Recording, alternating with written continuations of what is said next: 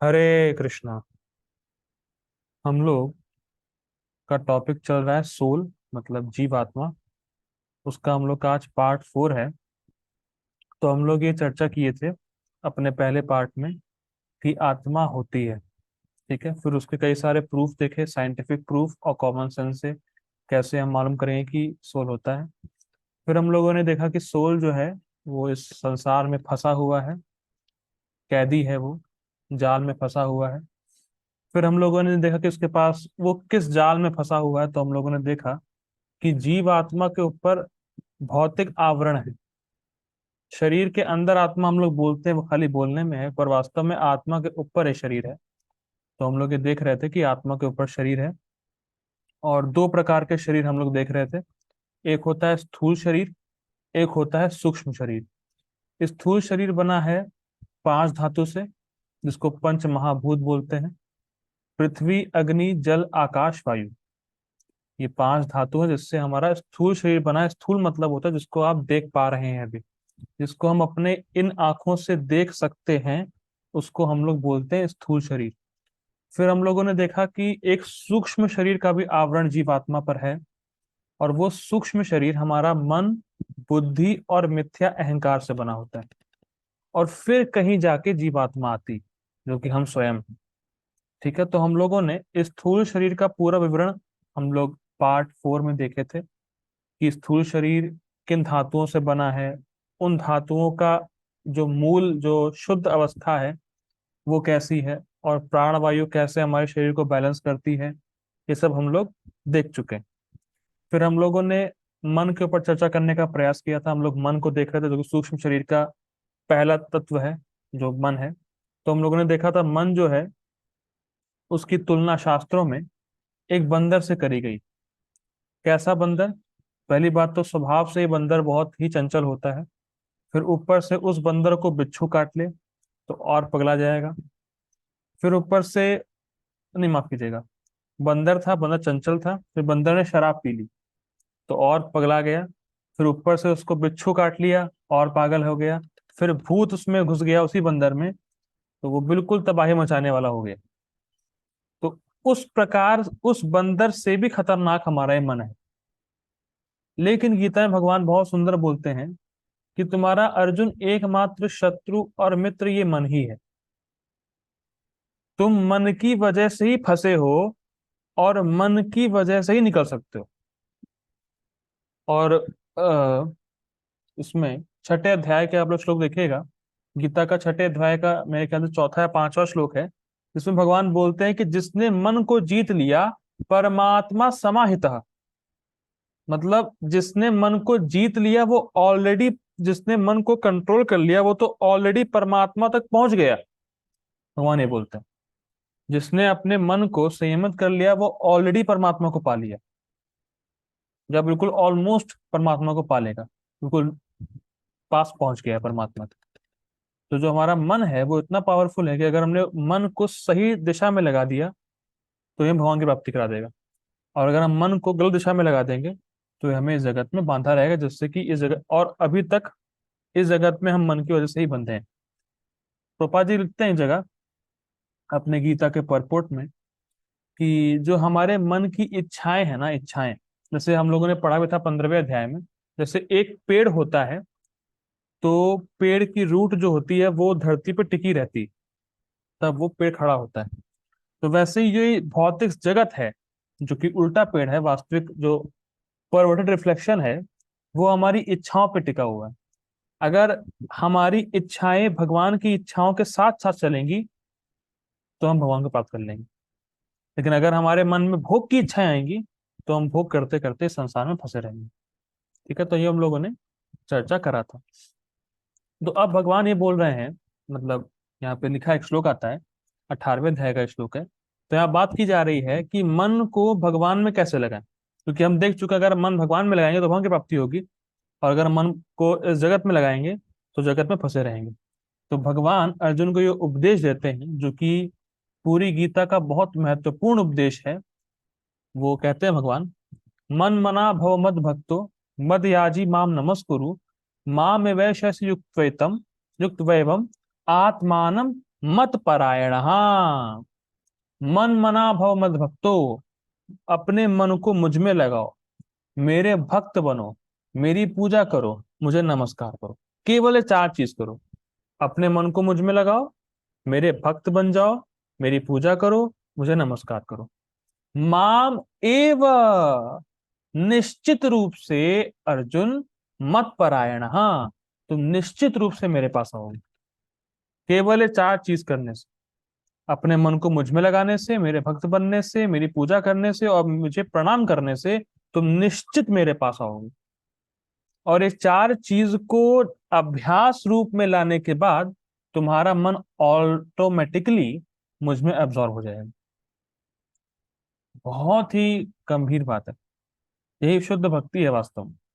कृष्ण का होके कृष्ण के लिए कृष्ण का भजन करना है। हमें कुछ और नहीं चाहिए, हमें केवल कृष्ण आप चाहिए बस। बहुत हाई स्टेज है। ठीक है। और इसीलिए भगवान की सृष्टि इस प्रकार से डिजाइन है कि जो आदमी बूढ़ा हो जाता है तो उसके मन में भले भोग की इच्छाएं रह सकती हैं, पर जो उसकी इंद्रियां हैं वो इतनी कमजोर पड़ जाती है कि भोग कर नहीं सकता। तो क्यों भगवान ये बुढ़ापा देते हैं कि भाई साहब अब तुम बूढ़े हो गए, कम से कम अब तो समझ जाओ कि भोग नहीं करना है। भगवान जो है ना सृष्टि को ऐसे डिजाइन करके रखे परफेक्ट रूप में, बुढ़ापे में इसीलिए इंद्रियां कमजोर हो जाती हैं कि भैया अब तो तुम भजन कर लो मेरा, लेकिन फिर भी उसमें भी आर्टिफिशियल तरीके से दांत लगा लेंगे, कुछ सर्जरी करवा लेंगे, कान की मशीन लगा लेंगे सिर्फ बाहर की बातें सुनने के लिए। भगवान कहते हैं नहीं, तुम अंदर की बात सुनो, अब तुम मेरी बात सुनो। पर हम इतने संसार में इतने आसक्त होते हैं, जवानी में इतना भोग किया रहता है कि वो वासना निकल नहीं पाती। इसलिए प्रभुपाद जी कहते हैं कि, इसीलिए प्रभुपाद जी से एक बार पूछा गया उनके इंटरव्यू में कि हम लोग देखते हैं कि आपके मूवमेंट में सब टीनेजर ही हैं, मतलब या तो कोई कॉलेज स्टूडेंट्स हैं या 20-25 साल के बीच में हैं, तो ऐसा क्यों आपके मूवमेंट में कोई बूढ़ा क्यों नहीं है? देखिए, अगर आप प्रभुपाद जी की फोटो को ध्यान से देखेंगे तो उसमें आप देखेंगे कोई भी बूढ़ा व्यक्ति प्रभुपाद जी के अलावा कोई नहीं है। प्रभुपाद जी के जितने भी डिसाइपल उनके आसपास सब यंग है, बहुत यंग है। जैसे प्रभुपाद जी के पर्सनल असिस्टेंट श्रुत कीर्ति प्रभु जो वृंदावन में रहते हैं, वो मेरे ख्याल से शायद 19-20 साल के थे तो प्रभुपाद जी के पर्सनल असिस्टेंट हुए वो। तो आप क्या बच्चों को ही पकड़ते हैं? प्रभुपाद से पूछा गया तो प्रभुपाद जी ने कहा, देख, हाँ, ये क्वेश्चन पूछा गया कि आप कह रहे हैं कृष्ण ऑल अट्रैक्टिव है, ठीक है, कृष्ण का मतलब ही ऑल अट्रैक्टिव होता है, लेकिन हम देख रहे हैं कि आपके मूवमेंट में सिर्फ यंग लोग हैं, तो क्या कृष्ण बूढ़े लोगों को अट्रैक्ट नहीं करते? तो प्रभुपाद जी ने बहुत सुंदर उत्तर दिया। उन्होंने कहा जैसे वो होता है ना मैग्नेट, तो मैग्नेट आयरन को अट्रैक्ट करता है, लेकिन ऐसी आयरन जिसमें जंग लग गया हो, जिसमें रस्टिंग हो गई हो, उसको जो मैग्नेट अट्रैक्ट नहीं करता। तो जिस जो बूढ़ा हो चुका है व्यक्ति, उसका एक धारणा बन चुकी है जीवन के बारे में कि सिर्फ भोग करना है, भोग करना है, भोग करना, उसने वही किया है पूरी जवानी जवानी भर, जिंदगी भर। तो वो जो कचरा है वो निकल नहीं पाएगा। और प्रभुपाद जी बोलते हैं कि जैसे जो स्कूल में जब जाते हैं बच्चे तो एक उम्र होती है सीखने की, वो यंग यंग लोग ही जाते हैं पढ़ने के लिए। बूढ़ा कोई नई चीज सीख ही नहीं सकता है क्योंकि वो बूढ़ा हो चुका है, उसकी जो क्षमता है वो कमजोर हो चुकी है। उसकी एक जीवन की धारणा, जो जीवन की फिलॉसफी है, वो आप चेंज नहीं कर सकते आप। तो इसीलिए जिसने जवानी भर भोग किया है वो एट द एंड भक्ति कर सकता है। ऐसा नहीं कि भक्ति किसी में उम्र तो ठीक है, लेकिन आसानी से हो नहीं पाती क्योंकि उसने जवानी भर भोग किया रहता है। ठीक है। तो इसीलिए हमें अभी से ही, प्रहलाद महाराज तो कहते हैं कौमारम आचरित प्राज्ञो, कुमार अवस्था से 5 साल की उम्र से भक्ति करनी चाहिए, क्योंकि अगर जवानी भर भक्ति करी है तो बुढ़ापे में भक्ति करना बहुत आसान होगा। जिसने जवानी भर भोग किया है वो भक्ति नहीं कर पाएगा इजीली तरीके से, आसानी तरीके से। वैसे जिसने भक्ति करी है तो वो अपने बुढ़ापे में भक्ति करके रखेगा। तो बहुत इंटरेस्टिंग बात है। और दूसरी बहुत यहाँ पे इंटरेस्टिंग बात लिखी है यहाँ पे कि जिसका मन, आप देखेंगे जिसका मन संयमित नहीं होता ना, या जो बहुत ही डिप्रेशन में रहता है, वो बहुत खाता है। आपने ऐसा अनुभव किया है? जो बहुत डिप्रेशन में रहते हैं ना वो बहुत खाते हैं। तो यहाँ पे भागवतम में ये बात बोली गई है जो खाना है ना, खाना जो हम लोग खाना खाते हैं, उसका हमारे मन पर बहुत बड़ा प्रभाव पड़ता है। मतलब हमारे मन को भोजन से पोषण मिलता है, और हमारी बुद्धि को नींद से पोषण मिलता है। ये भागवतम में बात कही गई है। अगर आप नियमित रूप से सोएंगे नहीं अच्छे तरीके से, मतलब रेस्ट नहीं लेंगे, तो आपकी बुद्धि काम नहीं करेगी। आप देखिएगा, जिसकी जिसकी नींद पूरी होती नहीं है, उसकी बुद्धि काम ही नहीं करती, वो सोच ही नहीं पाता क्या करना है क्या नहीं करना, बस कहाँ सोने को मिले, मतलब लेथार्जिक रहता है वो। तो हमारा, जैसे हम लोग बोलते हैं ना, जैसा जैसा अन्न वैसा मन। तो हमारे खाने का बहुत बड़ा प्रभाव पड़ता है हमारे मन पे, और हमारे सोने का बहुत बड़ा प्रभाव पड़ता है हमारी बुद्धि पर। तो इसलिए अगर हमें मन को संयमित करना है, तो हमें दो चीजें करनी पड़ेंगी: कृष्ण प्रसाद और भक्तों का संग। प्रभुपाद जी ने सिंपल सिंपल हमने हमें ये दिया है, कांस्टेंट चैंटिंग करें। जीभ देखिए, जीभ के दो काम होते हैं, बोलना चखना। तो कृष्ण प्रसाद खाएं, भगवान का नाम ले, और भक्तों का संग करें। इससे हमारा मन पूरी तरीके से संयमित हो जाएगा, कृष्ण में लग जाएगा, और इसी मन से हम भगवान की प्राप्ति कर लेंगे। ठीक है। तो ये हो गया हमारा मन।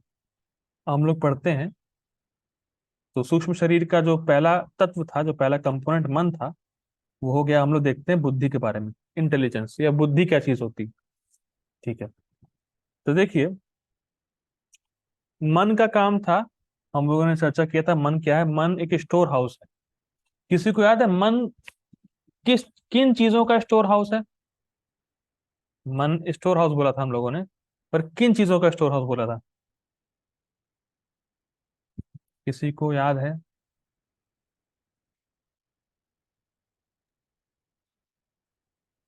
अब मुझे आपकी आवाज नहीं आ रही है। नहीं, बिल्कुल आ ही नहीं रही है। हाँ, अब आ रही थी। हाँ, बोली बोली। अब आ रही थी। ना ना, नहीं आ रही, नहीं आ रही। ठीक है। तो चैट पे दिए, आप चैट पे लिखिए, चैट पे कोई दिक्कत नहीं। ठीक है। तो मन हमारा जो था, वो स्टोर हाउस था हमारी अनफुलफिल्ड डिजायर्स का, इमोशंस का, फीलिंग्स का, और जो पास्ट में हमने भोग कर रखे रखे हुए हैं, उनके इंप्रेशंस का।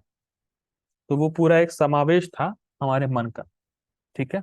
अब देखिए, बुद्धि क्या चीज होती है। मन केवल इमोशनल पार्ट से डील करता है। मतलब वो किसी से इमोशनली कनेक्ट हो जाएगा, या कोई ऐसी भोग की इच्छा करेगा जो उसने पहले जो कोई इच्छा करी, उसको पूरी कर लिया, जो भोग के इंप्रेशन है, वैसी इच्छा करेगा मन। मतलब मन जो है हमारा, भोग की इच्छा से अलाइंड रहता है। जैसे मान लीजिए किसी व्यक्ति ने रसगुल्ला खाया, उसको बड़ा अच्छा लगा, तो अब दोबारा उसको रसगुल्ला खाने की इच्छा हो, क्योंकि उसने पहले उस प्रकार का अनुभव लिया है। ठीक है। सिंपल लैंग्वेज में, तुम्हारा मन जो है, या किसी जैसे जैसे लेट से मान लीजिए किसी से बात करना मुझे बहुत अच्छा लगता है। ठीक। कुछ इमोशनली कनेक्शन हो गया मेरा। तो अब क्या करेगा मन? उसी उसी प्रकार की इच्छा करेगा, फिर एक बार फिर से बात कर लो उससे। तो इस तरीके से मन जो है इमोशनली डील करता है। लेकिन जो हमारा बुद्धि है, वो होती है रैशनल। हमारी बुद्धि होती है डिसीजन मेकिंग। हमारा मन होता है इमोशनली कनेक्शन, या जो हमारी जो डिजायर्स होती हैं वो मन में होती हैं। और बुद्धि होती है रैशनल, मतलब कह सकते हैं डिस्क्रिमिनेशन करने वाली, क्या सही है क्या बुरा है। जैसे जो भी हम लोगों ने सीखा है बचपन से, जो भी कल्चरल वैल्यूज सीखी, मॉरल वैल्यूज सीखी, वो सब हमारे इंटेलिजेंस में स्टोर है। आप बात समझिए। मन इच्छा करता है, और बुद्धि उसको एनालाइज करके डिसीजन देती। जैसे लेट्स से फॉर एग्जांपल, मान लीजिए एक क्लास में 20 बच्चे। ठीक है।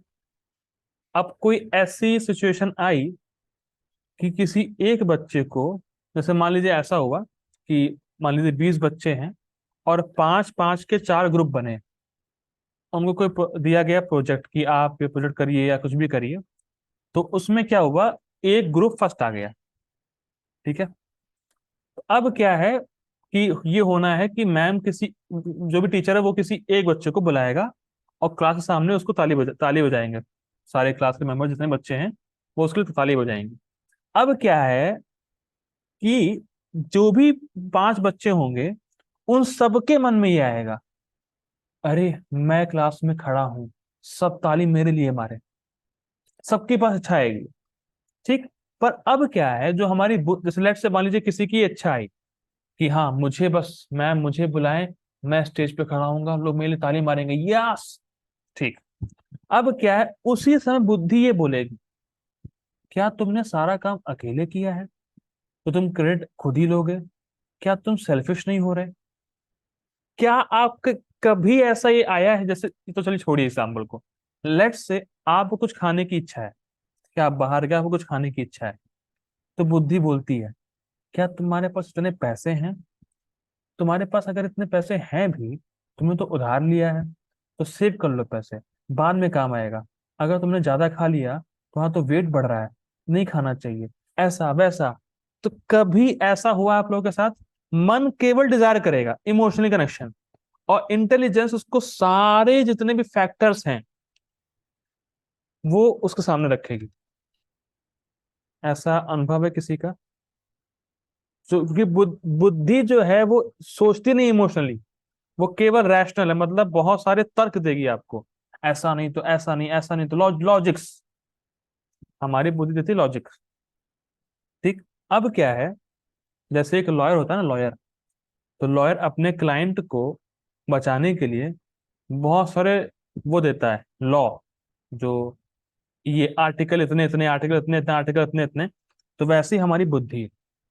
आप कोई भी काम करने जाएंगे, कोई भी इच्छा आपके अंदर आती है, तो जो रिजल्ट होता है ना, कि अगर इसको मैं करूंगा तो मुझ पे क्या इफेक्ट पड़ेगा, सोसाइटी में क्या इफेक्ट पड़ेगा, मेरे माता पिता पे क्या इफेक्ट पड़ेगा, ये सब सोचने का काम बुद्धि का होता है।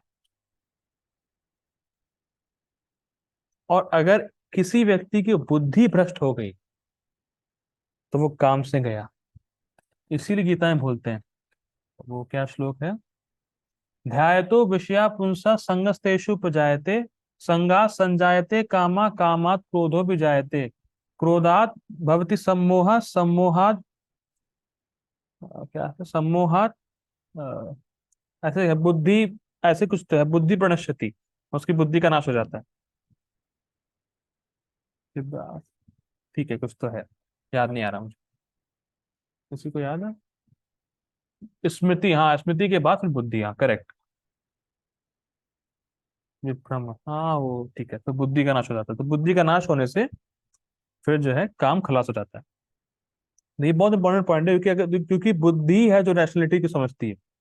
ठीक है। अब देखिए गीता में, अगर आप गीता में पढ़े होंगे, तो मन के ऊपर बुद्धि आती है। ठीक है। लेकिन अगर आपकी बुद्धि स्ट्रांग नहीं होगी, यानी बुद्धि आपकी लॉजिकल नहीं होगी, रैशनलिज्म नहीं होगी, तो बुद्धि को मन ओवरकम कर जाएगा। वैसे बुद्धि ऊपर आती है, लेकिन अगर आपको सही संस्कार नहीं मिले, सही शिक्षा नहीं मिली, सही कल्चर नहीं मिला, तो आपका मन डोमिनेट हो जाएगा। क्योंकि जो भी हम संस्कार लेते हैं, जो भी शिक्षा लेते हैं, जो भी मॉरल कंडक्ट्स हैं, वो सब बुद्धि स्टोर करती है। और जब बुद्धि खाली है तो क्या रक्षा करेगी वो, क्या तर्क देगी? तो जो मन बोलेगा गंदा संदा वो हम कर बैठेंगे। इसीलिए आप ध्यान दीजिएगा, जब हम पहली बार कोई भी गलत काम करते हैं तो आता है कि अरे यार गलत है, गलत है, गलत है। ये बुद्धि का काम है। और आप करने जाएंगे भी तो आपके हाथ कांपते होंगे, हाथ कांपेंगे, तो वो परमात्मा की आवाज होती है, अरे अब रुक जाओ, तुमने बुद्धि की भी नहीं सुनी, अब रुक जाओ बस। लेकिन अगर फिर भी हमने कर दिया तो परमात्मा की वॉइस और धीमे हो जाएगी। ठीक है। ये इंटरेस्टिंग पॉइंट है। अब बुद्धि को स्ट्रांग करने का तरीका क्या है? अगर आपको बुद्धि को स्ट्रांग करना है, सबसे अच्छा तरीका है शास्त्रों को पढ़ना और भक्तों का संग करना। आपकी बुद्धि इसी से स्ट्रांग होगी। जितना आप मेटीरियल एजुकेशन लेंगे ना, भौतिक एजुकेशन, आपकी बुद्धि कचरा हो जाएगी। क्योंकि भौतिक शिक्षा में कल्चर तो है ही नहीं, मॉरल्स को कनेक्ट तो कुछ है ही नहीं, उधर टेक्निकलिटी है खाली, उससे कोई फर्क नहीं पड़ने वाला है। जितना आप बुद्धि को मॉरल वैल्यूज देंगे, कल्चर देंगे, संस्कार देंगे, उससे स्ट्रांग होती है बुद्धि। तो बुद्धि को शास्त्र पढ़ने में लगाएं और भक्तों का संग करने में लगाएं। जैसे एक बहुत इंटरेस्टिंग बात है कि जितनी हमारी बुद्धि स्ट्रांग होगी, उतना हमारा डिसीजन मेकिंग स्ट्रांग होगा। जितना डिसीजन मेकिंग स्ट्रांग होगा, उतना ही डिस्क्रिमिनेशन बढ़ेगा। मैं फिर रिपीट कर रहा हूं, इसको लिंक समझिए।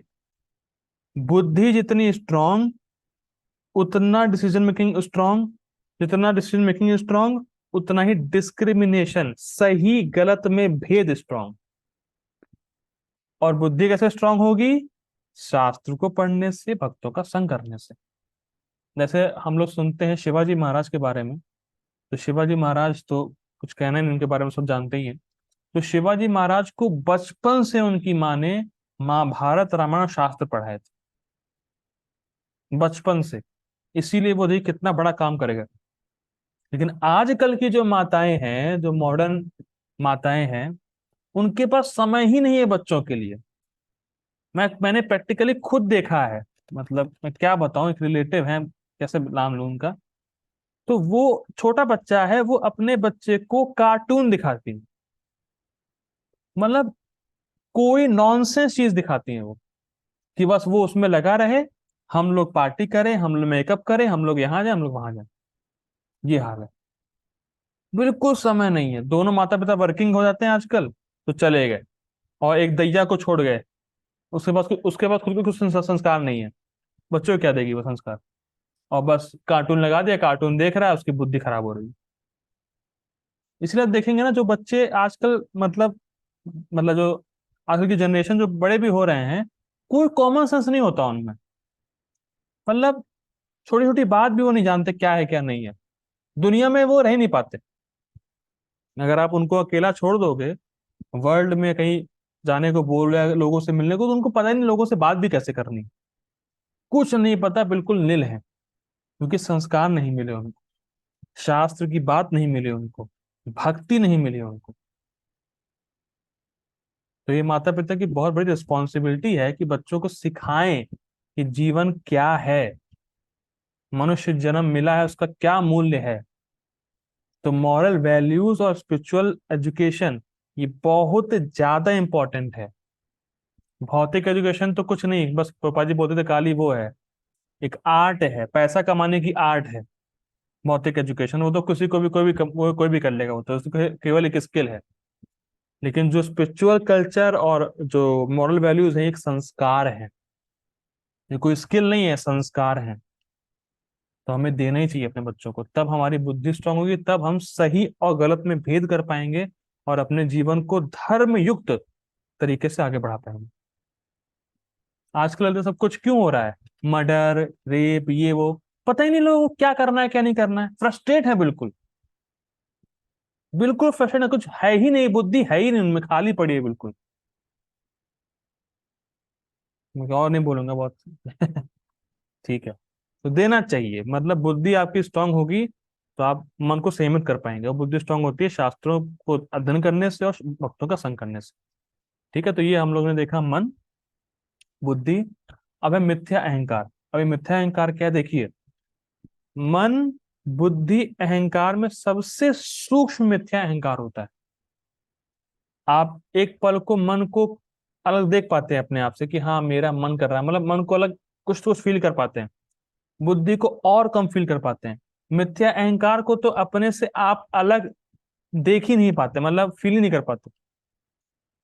तो मोस्ट सटलर एलिमेंट जो है सूक्ष्म शरीर का, वो है हमारा मिथ्या अहंकार।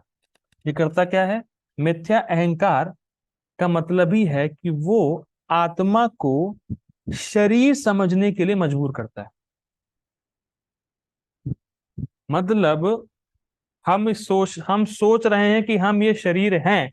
That is called false ego, मिथ्या अहंकार।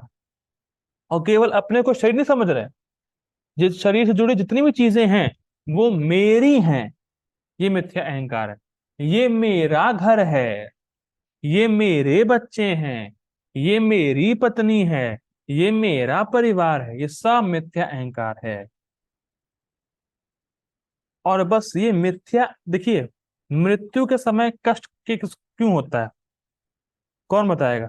मृत्यु के समय परिवार वालों को कष्ट क्यों होता है?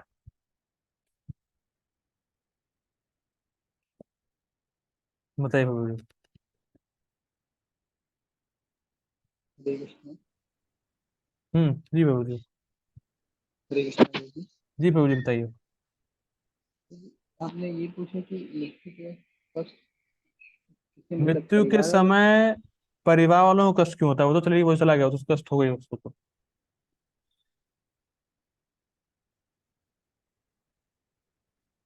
परिवार वालों को यही कष्ट होता है कि अब इसकी बॉडी चलेगी नहीं। नहीं वो ठीक है, कष्ट क्यों होता है? ठीक है, बॉडी चली गई वो ठीक है, वो जानी थी ना एक बार, वो ठीक है। कष्ट कैसा फिर, जो जानी थी किसी न किसी दिन तो। देखिए, इंडिया में ये सबको ज्ञान रहता है कि एक दिन हमें मरना है। ऐसा कोई नहीं मिलेगा आपको जो कहेगा नहीं हम तो अमर हैं, ये वो सबको बताता है शरीर छूटना है, शरीर तो टूटने के लिए। पर कष्ट क्यों?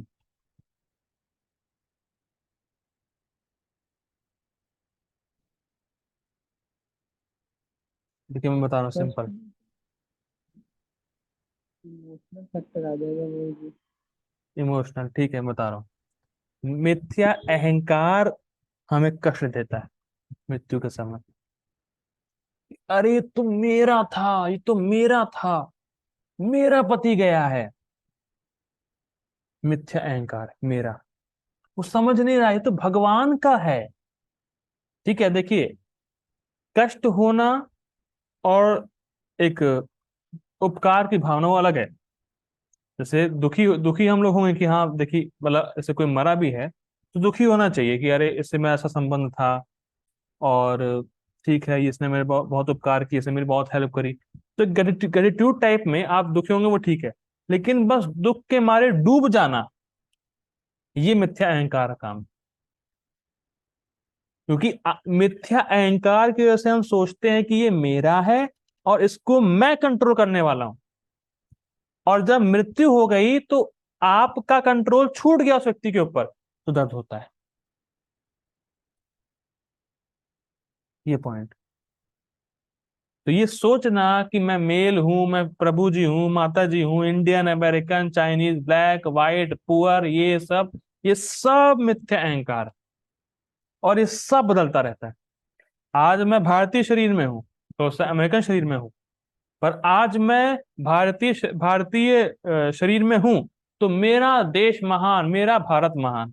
अरे, और कल को अमेरिकन शरीर में तो मेरा अमेरिका महान। अरे भाई, तो ये सब बॉडली डेजिग्नेशन है जो कि हमने खुद बनाई, कि मैं अमेरिकन हूं, मैं इंडियन हूं, मैं ये हूं, मैं वो हूं। और जितना हम बॉडली डेजिग्नेशन में रहेंगे उतना हम तोड़ेंगे। देखो वो तो काला है, मैं गोरा हूं। देखो वो तो गरीब है, मैं अमीर हूं। जितना बॉडली कॉन्सेप्शन हमारे बीच में रहेगा उतना हम दूर हो जाएंगे, उतना डिवीजन डिवीजन होगा, डिवीजन होगा, डिवीजन होगा, डिवीजन होगा। तो ये है हमारा मिथ्या अहंकार। और देखिए, अहंकार को आप नष्ट नहीं कर सकते कभी, क्योंकि जीवात्मा का स्वभाव, जीवात्मा का नेचर है ईगो होना। मतलब जो वो है ना कॉन्शियसनेस, तो कॉन्शियसनेस मतलब ईगो। मैं हूं मतलब ईगो है। लेकिन मैं क्या हूं? मैं कृष्ण का पार्ट एंड पार्सल हूं, मैं कृष्ण का अंश हूं, ये रियल ईगो है, ये हमारी रियल पहचान है। पर मैं ये शरीर हूं या मैं झूठी पहचान? तो बॉडी से पहचान करने की वजह से हम अपने आप को लिमिट लिमिट कर देते हैं, लिमिट। जैसे देखिए, जैसे हम लोग बोलते हैं हिंदू चीनी भाई भाई, या हिंदू मुस्लिम सब भाई भाई। अरे भाई, भाई भाई तो तब होगा ना जब हमारे कॉमन पिता होंगे। आप समझ रहे नहीं समझ रहे? हम लोग बोलते हैं हिंदी चीनी भाई भाई, ठीक है भाई भाई। पर भाई भाई कब होंगे? जब हमारे कॉमन पिता होंगे, हमारे कॉमन सेंटर होगा। और वो कॉमन पिता, कॉमन सेंटर कौन है? कृष्णा। और ये लोग, कितने लोगों को पता है ये बात? बहुत ही कम लोगों को।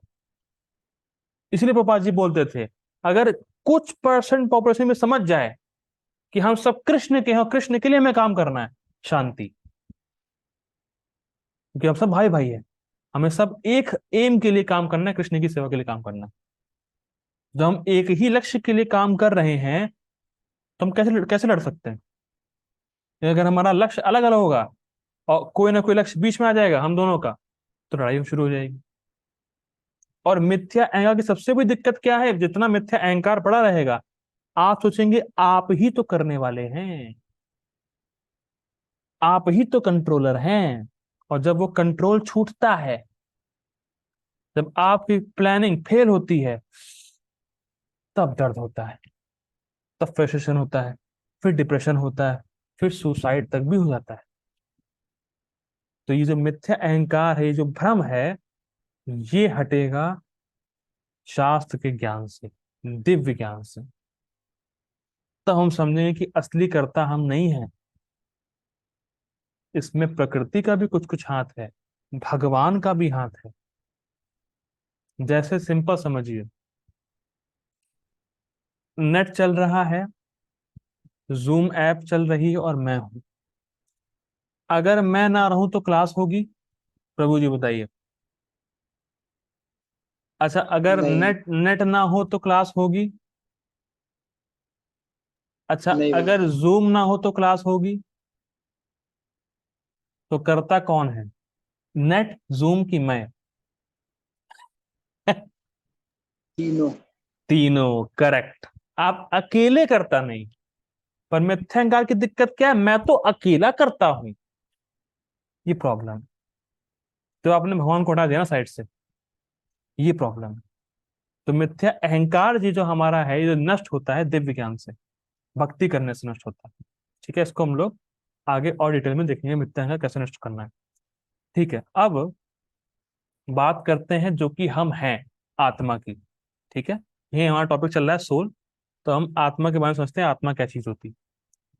ठीक है, मैं ऐसा करता हूँ, मैं मीटिंग एंड कर रहा हूँ, फिर हम लोग खाली आज आत्मा देखेंगे। फिर आत्मा के बाद आने वाला है क्या भूत होते हैं, तो उसके लिए हम लोग को कल मिलना पड़ेगा। भूतों के लिए कल मिलेंगे, और कल हमारा सोल का लास्ट पार्ट रहेगा। ठीक है, प्लीज ज्वाइन अगेन, हम लोग खाली आत्मा के बारे में देखेंगे। हरे कृष्ण। हरे कृष्ण। तो जीवात्मा क्या है, सोल क्या है? देखिए सोल, देखिए सोल एक ऐसा टॉपिक है जो हमारी आंखों से देख नहीं सकते हम, पर वो है। और वो और कोई नहीं है, हम सब हैं।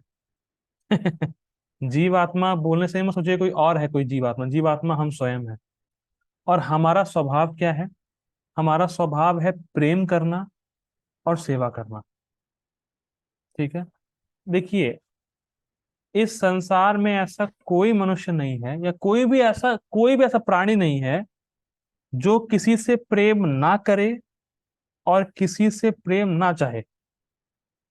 इस बात को समझ रहे हैं आप सब भी किसी ना किसी से प्रेम करते होंगे, और किसी न किसी से प्रेम चाहते होंगे। और आप सब भी किसी न किसी की सेवा करते होंगे, और कोई आपकी सेवा करता होगा। नेचुरल है, क्योंकि हमारे स्वभाव है ये, हमारा शाश्वत स्वभाव है ये। देखिए, जो चीनी है ना, चीनी, चीनी को तभी हम चीनी बोलेंगे जब वो मीठी होगी, क्योंकि मीठा होना उसका स्वभाव है। और शाश्वत स्वभाव है, मतलब चीनी मतलब मीठा होना ही होना है उसको हमेशा के लिए। ऐसा नहीं है कि इंडिया में चीनी मीठी होगी, अमेरिका में चीनी कड़वी होगी। चीनी कहीं भी जाए, वो मीठी होने वाली, तभी वो चीनी है। तो वैसे जीवात्मा किसी भी शरीर में रहे, उसका एक ही नेचर है, प्यार दो, दो प्यार लो। मजाक कर रहा हूँ, गाना है। प्रेम देना, प्रेम लेना, और सेवा करना। ठीक है, और जीवात्मा स्वभाव से ही आनंदमय है। क्यों आनंदमय है? क्योंकि जीवात्मा का स्वभाव है प्रेम करना कृष्ण से, सेवा करना कृष्ण की। ये उसका बिल्कुल नेचुरल स्वभाव है। और जब वो कृष्ण से प्रेम करती है, कृष्ण की सेवा करती है, तब वो हमेशा आनंद में रहती है। इसीलिए, क्योंकि हमारा स्वभाव है आनंद में, इसीलिए हम हमेशा सुख ढूंढते हैं। हम कोई भी काम करेंगे तो उसके पीछे क्या मुझे मिलेगा, और क्या जो मैं चाहता हूं वही मिलेगा। जैसे अगर आप जॉब ढूंढते हैं, जैसे मान लीजिए आपको जॉब ढूंढनी है और आपको नीड है 10,000 रुपए की, तो 10,000 रुपए क्या मुझे जॉब करने के बाद मिलेंगे? तो जो आपकी नीड है अगर वही आपको मिलता है, तो आप सुखी हो जाते हो। सिंपल है, तो उसमें कुछ समझना ही नहीं बात। तो वैसे ही हम केवल सुख चाहते हैं, पर हम सुख इस जगत में भौतिक वस्तुओं के माध्यम से ले रहे हैं। ये हमारी दिक्कत है, ये भ्रम है वास्तव में। हम सोचते हैं कि भौतिक वस्तुओं को प्राप्त करके हम सुखी हो जाएंगे। ये हमारा इल्यूजन है। और इल्यूजन कैसे है? ये इल्यूजन मिथ्या अहंकार की वजह से। हम सोचते हैं मैं शरीर हूं, और इस भौतिक जगत में, इस जड़ चीजों में हम सुख ले लेंगे। पर ऐसा होगा नहीं। जैसे मछली अगर पानी से बाहर निकल के सोचे कि मैं और कहीं सुख ले लूंगी पानी के अलावा, तो ये तो बहुत बड़ी मूर्खता है। उसको पानी में वापस जाना पड़ेगा। तो वैसे ही जीव आत्मा को भगवान से अपना संबंध जागृत करना पड़ेगा पुनः, तभी वो सुखी हो सकती, वरना असंभव, असंतुष्ट रहेगी। ठीक है। तो ये तो बहुत सिंपल समझना है कि कोई अगर बहुत अमीर भी है, या कोई बहुत पैसे वाला भी है, या किसी का बहुत समाज में नाम है, तो वो अकेला है। सिंपल है। अभी मैं पढ़ रहा था, कोई तो वो रिचेस्ट मैन है वर्ल्ड का, वो कौन है, कुछ तो नाम था उसका। तो वो ड्रग्स लेता है, मतलब सुखी होने के लिए। अब बताइए, भाई इतना पैसा है तो सुखी काहे नहीं है? तो पैसा एक जड़ वस्तु है, उससे हम सुखी नहीं हो सकते। या पैसे से आपको केवल जड़ वस्तु ही मिलेंगी, डेड मैटर, तो उससे सुखी नहीं हो पाएंगे आप। ठीक है। तो ये बात समझने वाली है कि हम इस जगत के नहीं हैं, और हम इस जगत से सुपीरियर हैं। जो डल मैटर है ना, जो हमारा शरीर है, जो वस्तुएं दिख रही हैं, उनसे हम सुपीरियर हैं। हम हैं सत चित आनंद, eternal, full of knowledge, full of bliss. और ये जगत है असत, अचित, निरानंद। हम शाश्वत हैं, पर ये जगत शाश्वत नहीं है। हम सुखमय हैं, ये दुखालय है। तो सुखी कैसे हो सकते हैं हम बिल्कुल अपोजिट नेचर में जी रहे हैं। प्रभुपाद जी बोलते थे, we are foreign to this world. हम विदेशी हैं इस जगत के, हम इस जगत के है ही नहीं। पर अपनी गलत इच्छा की वजह से हम इस जगत में फंस गए हैं बस। तो यहाँ से निकलना। ठीक है। तो भगवान दूसरे अध्याय के 12 से 30 श्लोक तक बताते हैं आत्मा के बारे में, कि आत्मा को काट नहीं सकते, जला नहीं सकते।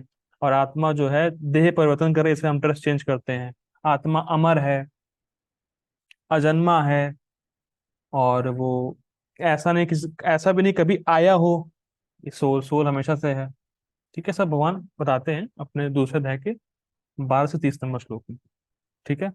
तो बेसिकली क्या है कि गीता में बताए गए हैं 5 टॉपिक: ईश्वर, प्रकृति, काल, कर्म और जीवात्मा। तो जब तक जीवात्मा का संबंध भगवान से नहीं जुड़ेगा, या जब तक जीवात्मा अपना संबंध भगवान से नहीं समझेगा, तब तक वो सुखी नहीं हो सकता। Simple logic. देखिए, अगर हम किसी से अपने संबंध को आइडेंटिफाई करते हैं, तभी तो हम उसकी सेवा करते हैं ना। इसका समझ पा रहे हैं? जैसे मैं मानता हूं कि ये मेरे पिताजी हैं, तो मैं उनकी सेवा करता हूँ। वो मानते हैं कि मेरा बेटा है, वो मेरी सेवा करते हैं। जहां संबंध है वहां सेवा अपने आप आएगा। ठीक। और हमारा वास्तविक स्वरूप क्या है? कृष्ण की सेवा। तो अगर संबंध ही नहीं मानेंगे, हम संबंध को ही भूल गए, तो कृष्ण की सेवा क्यों करेंगे? आप कैच कर पा रहे हैं? पहले संबंध है, फिर सेवा है। तो हमारा स्वरूप है कृष्ण की सेवा करना। पर अगर हम संबंध ही नहीं जानते कि हम कृष्ण के हैं, तो कृष्ण की सेवा करेंगे क्यों? तो पहले इस भ्रम को दूर दूर करना पड़ेगा।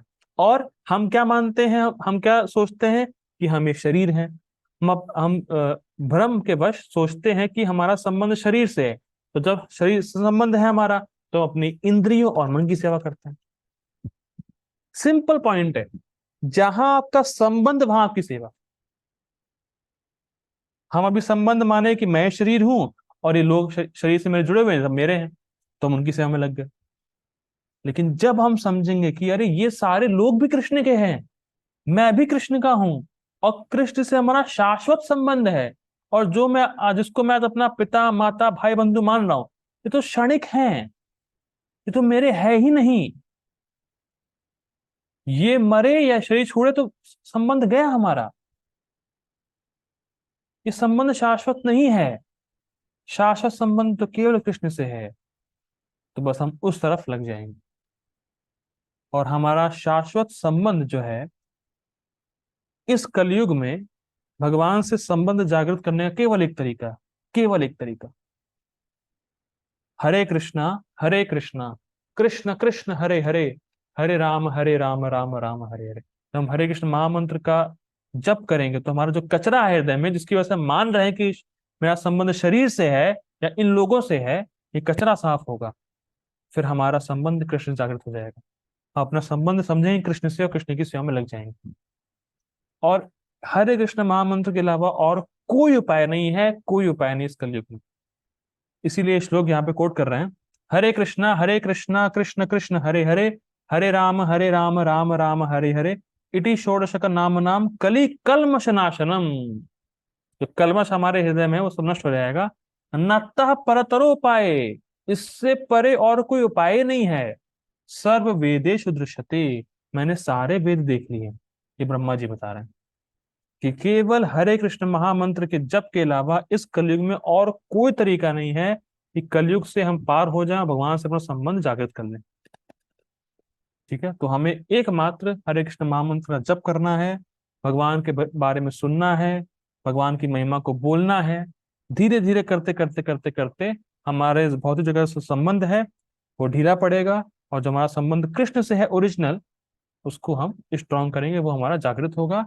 तब हम कृष्ण की सेवा और तीव्रता से कर पाएंगे, और फिर हम जो मछली हैं वो पानी में चले जाएंगे। मतलब हम जहां से आए थे, जहां के हैं, वहां वापस चले जाएंगे, और खुशी खुशी आराम से कृष्ण के साथ रहेंगे।